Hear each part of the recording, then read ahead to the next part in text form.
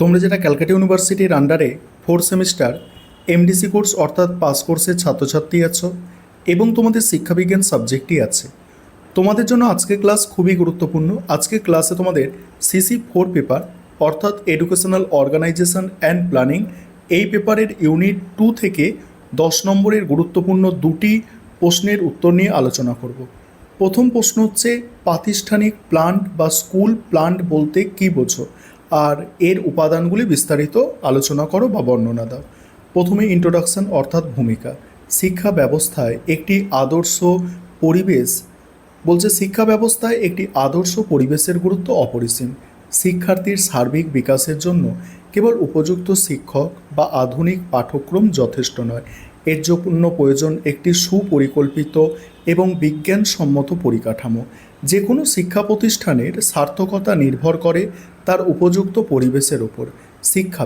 শিক্ষাবিদ রাইবান যথার্থই বলেছেন, বিদ্যালয় ভবন ও তার চারপাশের পরিবেশ শিক্ষার্থীর মানসিক ও শারীরিক বিকাশে গভীরভাবে প্রভাব বিস্তার করে।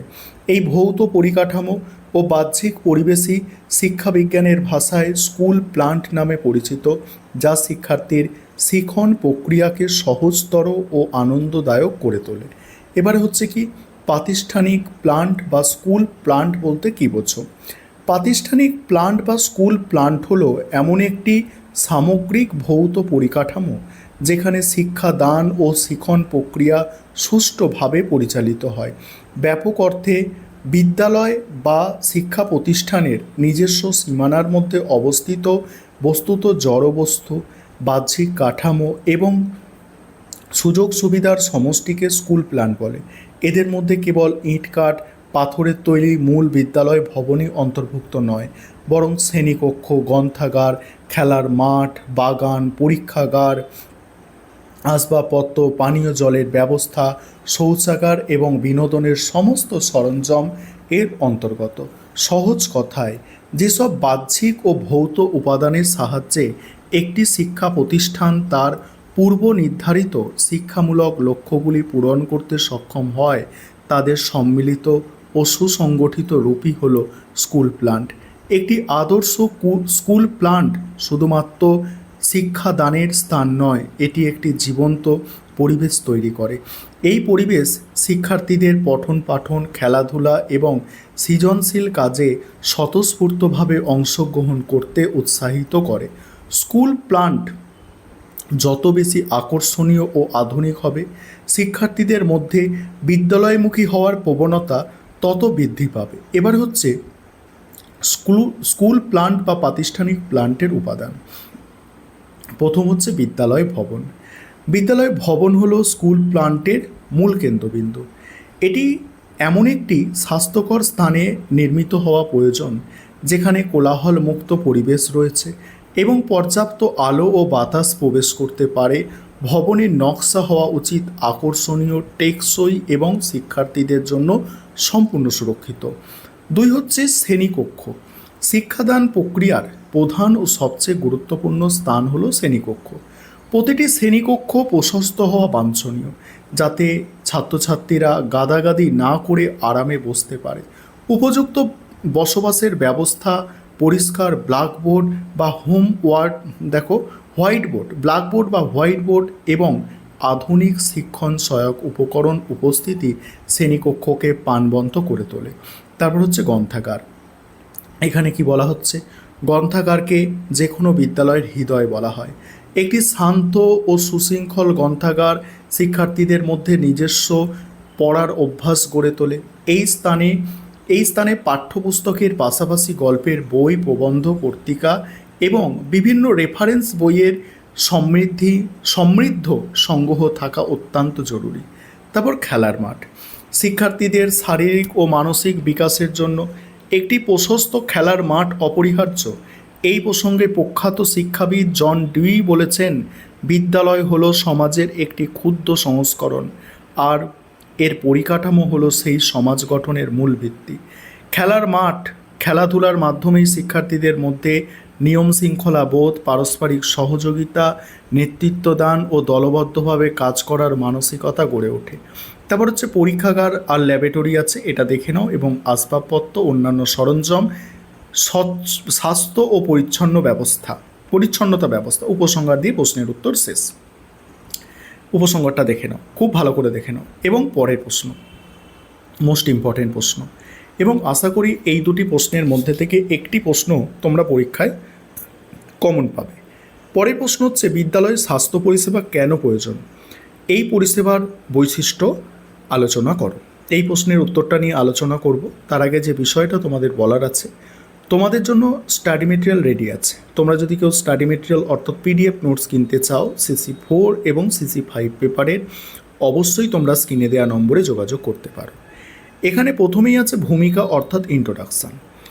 শিক্ষার্থীর সার্বিক বিকাশের ক্ষেত্রে আধুনিক শিক্ষা ব্যবস্থায় শারীরিক ও মানসিক সুস্থতাকে সমান গুরুত্ব দেওয়া হয়। শিক্ষাবিদ জন লক তার দর্শনে গভীরভাবে বিশ্বাস করতেন এবং বলেছেন, সুস্থ দেহ সুস্থ মনই হলো এই জগতের একটি সুখী অবস্থার প্রকৃত বর্ণনা। একটি শিশু তার দৈনন্দিন জীবনে এক বিরাট অংশ বিদ্যালয়ে অতিবাহিত করে। তাই বিদ্যালয় কেবল পুঁথিগত বিদ্যার্জনের স্থান নয়, বরং শিক্ষার্থীদের স্বাস্থ্য রক্ষার এক নিরাপদ আশ্রয়স্থল হওয়া উচিত। বিদ্যালয় স্তরে শিক্ষার্থীদের শারীরিক সুস্থতা বজায় রাখতে, সংক্রামক রোগ প্রতিরোধ করতে এবং স্বাস্থ্যবিধি সম্পর্কে সচেতন করতে বিদ্যালয়ের উপযুক্ত স্বাস্থ্য বা চিকিৎসা পরিষেবা কোনো বিকল্প নেই। এবারে বিদ্যালয়ে স্বাস্থ্য পরিষেবা বা চিকিৎসা পরিষেবা কেন প্রয়োজন? প্রথম পয়েন্ট হচ্ছে, শারীরিক ও মানসিক বিকাশ সুনিশ্চিত করো। শিক্ষার্থীর শারীরিক সুস্থতার ওপরে তার মানসিক ও পাক্ষবিক বিকাশ প্রত্যক্ষভাবে নির্ভরশীল। স্বাস্থ্য পরিষেবা শিক্ষার্থীদের শারীরিক কোনো ত্রুটি বা অসুস্থতা অত্যন্ত দ্রুত চিহ্নিত করে, তার প্রতিকারের উপযুক্ত ব্যবস্থা করে। এর ফলে শিশুদের সুস্থ ও স্বাভাবিক বিকাশ কোনোভাবেই বাধাপ্রাপ্ত হয় না।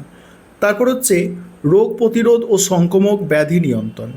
বিদ্যালয়ের বিভিন্ন পরিবেশ থেকে আগত অনেক শিশু একসঙ্গে মেলামেশা করে, এর ফলে সহজেই সংক্রামক রোগ দ্রুত ছড়ানোর আশঙ্কা থাকে। বিদ্যালয়ে নিয়মিত স্বাস্থ্য পরিষেবা থাকলে সঠিক সময়ে স্বাস্থ্য পরীক্ষা এবং সচেতনতা বৃদ্ধির মাধ্যমে এই ধরনের রোগের প্রাদুর্ভাব সহজে প্রতিরোধ করা সম্ভব হয়। তারপর হচ্ছে শিক্ষণ প্রক্রিয়ায় সক্রিয়তা ও মনোযোগ বৃদ্ধি।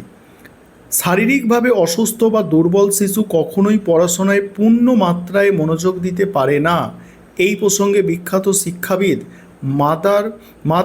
মাদাম মারিয়া মন্তেশ্বরী বলেছেন, শিশুর স্বতঃস্ফূর্ত এবং আনন্দময় শিক্ষণ প্রক্রিয়ার জন্য তার শারীরিক সুস্থতা সর্বপ্রথম নিশ্চিত করা প্রয়োজন। সুস্থ শরীর শিক্ষার্থীর একাগ্রতা, স্মৃতিশক্তি এবং শ্রেণীকক্ষের কাজের স্বতঃস্ফূর্ত অংশগ্রহণ বৃদ্ধি করে। তারপরে হচ্ছে কি, পুষ্টিহীনতা দূরীকরণ ও সুষম আহারের ধারণা প্রদান। আমাদের দেশে অনেক শিশুই অপুষ্টির শিকার। বিদ্যালয় স্বাস্থ্য পরিষেবার মাধ্যমে শিশুদের পুষ্টির অভাবজনিত রোগগুলি চিহ্নিত করা যায় এবং সেই অনুযায়ী বিভিন্ন সরকারি প্রকল্পের সাহায্যে তাদের পুষ্টির অভাব দূর করার কার্যকারী পদক্ষেপ গ্রহণ করা যায়। তারপরে কি আছে? তারপরে হচ্ছে আপৎকালীন প্রাথমিক চিকিৎসার সুবিধা প্রদান। পঠন পাঠনের পাশাপাশি খেলাধুলা বা অন্যান্য ব্যবহারিক কাজের সময় বিদ্যালয়ের যে কোনো মুহূর্তে ছোটোখাটো বা বড় দুর্ঘটনা ঘটতে পারে। সেই আপৎকালীন পরিস্থিতির অত্যন্ত দ্রুত প্রাথমিক চিকিৎসা প্রদান করা শিক্ষার্থীর জীবন রক্ষা করতে এবং আঘাতের তীব্রতা কমাতে এই পরিষেবা অত্যন্ত জরুরি। তারপরে বিদ্যালয়ে স্বাস্থ্য পরিষেবা বা চিকিৎসা পরিষেবার বৈশিষ্ট্য। এখানে প্রথম পয়েন্ট হচ্ছে নিয়মিত এবং পর্যায়ক্রমিক স্বাস্থ্য পরীক্ষা। এই পরিষেবার একটি প্রধান ও অন্যতম বৈশিষ্ট্য হলো নির্দিষ্ট সময় অন্তর দক্ষ চিকিৎসক দ্বারা শিক্ষার্থীদের শারীরিক পরীক্ষা করানো, যেমন চোখ, দাঁত, কান, সাধারণ শারীরিক গঠন এবং পুষ্টির স্তর নিয়মিত পরীক্ষার মাধ্যমে শিক্ষার্থীদের যে কোনো লুক্কায়িত রোগ সম্পর্কে প্রাথমিক পর্যায়ে জানা যায়। তারপর নিজস্ব স্বাস্থ্য কার্ড বা মেডিকেল রেকর্ড সংরক্ষণ। আদর্শ স্বাস্থ্য পরিষেবায় বিদ্যালয়ের প্রতিটি শিক্ষার্থীর একটি নিজস্ব ও ব্যক্তিগত স্বাস্থ্য কার্ড থাকে, যেখানে শিক্ষার্থীর ওজন, উচ্চতা, রক্তের গ্রুপ এবং পূর্ববর্তী যে কোনো অসুস্থতার বিস্তারিত বিবরণ নিখুঁতভাবে লিপিবদ্ধ থাকে, যা ভবিষ্যতে যে কোনো চিকিৎসার ক্ষেত্রে চিকিৎসকদের বিশেষভাবে সাহায্য করে। তারপর হচ্ছে স্বাস্থ্যকর ও নিরাপদ পরিবেশ সুনিশ্চিতকরণ। শুধুমাত্র শিক্ষার্থীদের চিকিৎসা নয়, বিদ্যালয়ের সামগ্রিক পরিবেশ স্বাস্থ্যকর রাখা এই পরিষেবার অন্যতম বৈশিষ্ট্য। বিদ্যালয়ের পরিশ্রুত পানীয় জলের গুণমান, শ্রেণীকক্ষে পর্যাপ্ত আলো বাতাসের ব্যবস্থা, শৌচাগারের পরিচ্ছন্নতা নিয়মিত তদারকি করা এই পরিষেবার অন্তর্ভুক্ত। পরের পয়েন্ট হচ্ছে স্বাস্থ্য ও পুষ্টি সচেতনতামূলক কর্মসূচি গ্রহণ। শিক্ষার্থীদের এবং তাদের অভিভাবকদের জন্য পুষ্টি, ব্যক্তিগত পরিচ্ছন্নতা এবং সাধারণ স্বাস্থ্যবিধি নিয়ে বছরভর বিভিন্ন সচেতনতামূলক সেমিনার বা শিবিরের আয়োজন করা এই পরিষেবার একটি অবিচ্ছেদ্য বৈশিষ্ট্য। এর মাধ্যমে সমাজে স্বাস্থ্যের বিষয়ে এক বৃহত্তর সচেতনতা গড়ে ওঠে। এবার উপসংহার দিয়ে তোমাদের প্রশ্নের উত্তর শেষ করতে হবে। উপসংহারটা দেখে নাও। এইভাবে লিখতে হবে ভালো নম্বর পাওয়ার জন্য।